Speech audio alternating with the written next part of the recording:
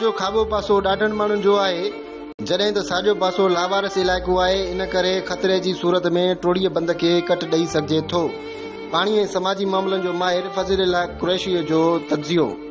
सैलाबी पाणी वधी वियो त गुडूअ खां पोइ टोड़ीअ बंद वटि कट हयो वेंदो। हुकूमत दरिया जे खाॿे पासे ॾांहुं कट हणण जो सोचे बि नथी सघे। दरिया जे खाॿे पासे कंटोनमेंट एरिया, पनो अकल छावणी आहे।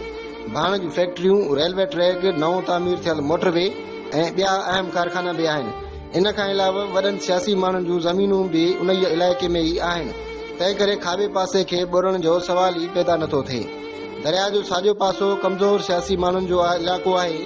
इन इलाइक़े जी आबादी गरीब ऐं बेवस माण्हुनि जी आहे। इन करे गुडू खां सखर जे विच में ख़तरे जी सूरत में साॼे पासे ॾांहुं कंहिं बि वक़्तु कंहिं बि जॻह खे बंद खे कट हयो वेंदो।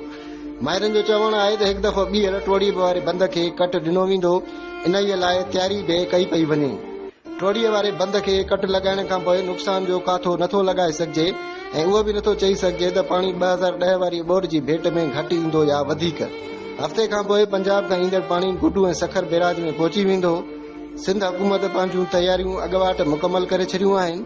इन लाइ 2010 वारी ॿोॾि दौरान जंहिं जंहिं रस्तनि तां पाणी गुज़रियो हुयो, उतां जे रहवासियुनि खे अॻुवाट लॾ या मुतबादिल जॻहनि जो बंदोबस्तु करणु घुर्जे। छो त पाणीअ जे गुडू ऐं सखर पहुचण बाद बैराजनि खे बचाइण लाइ कहिड़े बि वक़्त ऐं किथां बि इंतज़ामिया कट लॻाए सघे थी। जॾहिं त NDMA पारां जेको अलर्ट जारी कयो वियो आहे, उन में पिणु बंदि टुटण जो इम्कान ज़ाहिर कयो वियो आहे।